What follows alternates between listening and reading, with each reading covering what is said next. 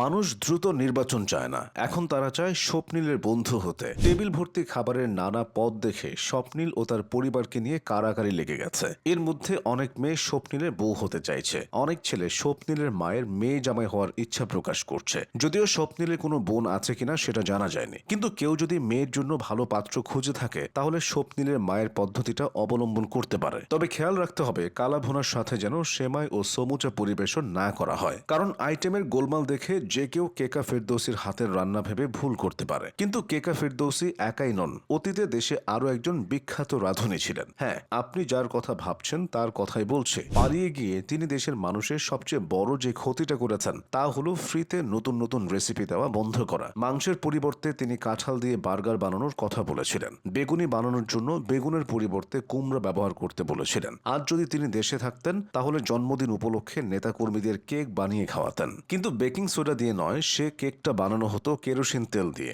গ্রামে গঞ্জে এখন আর হারিকেন জ্বালানোর দরকার হয় না, তাই কেরোসিন তেলের চাহিদা ঠিক রাখতেই তিনি কেকের মধ্যে সেটা প্রয়োগের পরামর্শ দিতেন। এদিকে পশ্চিমবঙ্গের এক প্রতিমা শিল্পী দুর্গাপূজার জন্য অসুরের মূর্তি বানিয়েছে প্রধান উপদেষ্টা ডক্টর ইউনূসের আদলে। হিন্দু ধর্মে অসুর মূলত দেবতা বা ঈশ্বরের বিপরীতে অবস্থানকারী শক্তিকে বোঝায়। এটা দেখে বাংলাদেশের কিছু ফেসবুক বুদ্ধিজীবী বলছে, আশা করি দেবী মায়ের মুখটা আপার আদলে তৈরি হবে। মূলত এই কথার মাধ্যমে ডক্টর ইউনূসের আদলে অসুরের প্রতিমা বানানোর প্রতিবাদ করা হচ্ছে। বাংলাদেশের অভ্যন্তরীণ বাদানুবাদ এবার জাতিসংঘেও পৌঁছে গেছে। নিউ ইয়র্কে জাতিসংঘ সদর দফতরের সামনে এক ছাত্রলীগ কর্মীকে আঘাত করে তাকে হাসপাতালে পাঠিয়েছে বিএনপির এক নেতা। কথা কাটাকাটির এক পর্যায়ে ওই ছাত্রলীগ নেতার থুতনি ফাটিয়ে দেওয়া হয়। এছাড়া আওয়ামী লীগের আরো বেশ কয়েকজন সমর্থককে ধোলায় দিয়েছে সেখানকার বাংলাদেশি জনতা। কপাল খারাপ হলে যা হয়, যেখানে যাচ্ছে সেখানে তাদেরকে উত্তম মধ্যম খেতে হচ্ছে। তাদের জন্য একমাত্র নিরাপদ জায়গা হলো ভারত। বর্তমানে দেশে যত বিশৃঙ্খলাই হোক, ভবিষ্যতে অপেক্ষা করছে শান্তি আর শান্তি।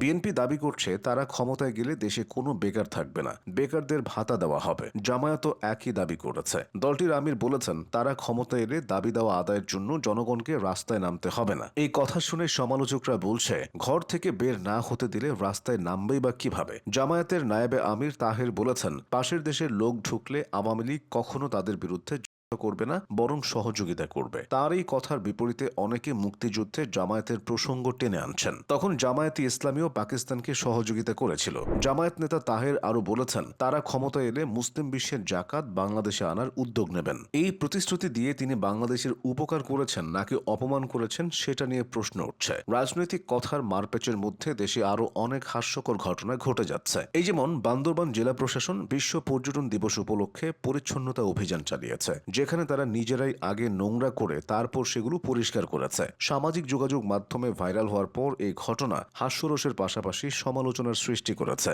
রাজনীতি থেকে আইন শৃঙ্খলা ও ব্যক্তিগত জীবন, প্রতিটি ক্ষেত্রেই এখন অস্থিরতার পাশাপাশি বিনোদনের অভাব হচ্ছে না।